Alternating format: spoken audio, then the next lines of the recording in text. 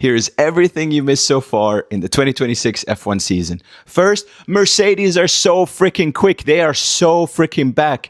That car looks so good. They are so fast. The power unit and the chassis. And in the hands of someone like George Russell or Antonelli, this car looks unbeatable. So far, they have won 2 of the 2 Grand Prix that we have run, including the sprint. At some point, George Russell has stopped every competitive session that there was in. And the issue is, it looks effortless. To give you some context, that Mercedes is roughly 0.8 to a second quicker than any other car on the grid. So why have they been able to do this? So the new regulations have a new power unit and a new chassis. The power unit is completely different to what we had in the past. It is now 50% electric and 50% combustion. Those 50% electric means the cars are almost always energy starved. Energy starved means that every time they run the car, they can run out of battery on the straight and then they have to recharge. Mercedes seemingly have a really good way of charging the battery and deploying it for every corner. And on the chassis side, it's not bad either. The Chinese Grand Prix, the Mercedes had the least graining out of any other team on the grid. That car looks so quick. And you'd expect that all Mercedes customers are also having a very good car. But that's not the case. McLaren have really struggled so far this season. They have had a bad luck starting the car. Piastri has basically watched 2 F1 races so far, and it's not looking like it's getting any better for them. The engine understanding. Basically, the Mercedes have to give the same engine to McLaren. And they also have to give them the same software.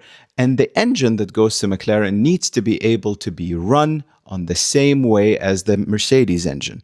The one thing that Mercedes does not have to give McLaren are the settings of that engine. So now McLaren are going against the clock, trying to understand these new power units to try and understand how to run these engines better.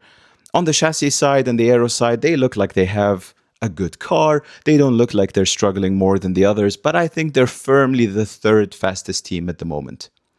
The 2nd fastest team is Ferrari. Ferrari also look like they've nailed these regulations. They have a good power unit and they have a good car, but only in race mode, because in qualifying, they are 4 to 6 tenths slower than Mercedes. And it's incredible to see how these cars actually run in qualifying. It looks horrible.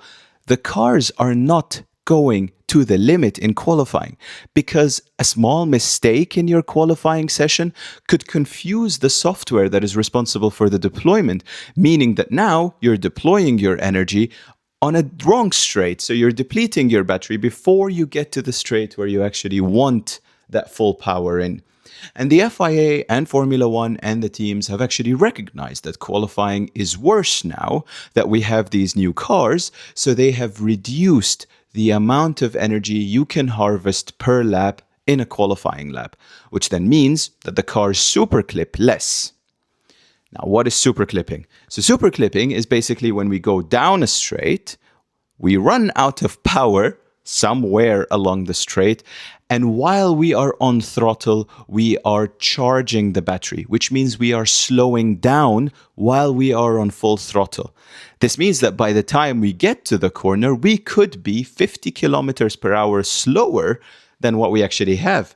And we have seen this today in free practice in Japan, where 130R, which is one of the fastest corners we have on the grid, on the calendar, this year, was basically all flat out, as it always was, but now significantly slower.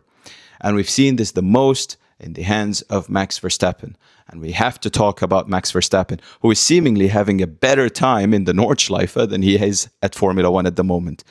Red Bull are clearly the 4th fastest team. They have a good engine that is not reliable, and their chassis and the aerodynamics also don't look like they are up to the level of teams like McLaren, like Mercedes, and like Ferrari. In China, the car just didn't work. None of the tires worked, whether it was a hard tire or a medium tire. The graining on the car seemed so high, and especially for Max Verstappen, the car just doesn't start. It doesn't get off the line. Pretty much every start we have had so far, Max has fallen all the way to the back of the grid.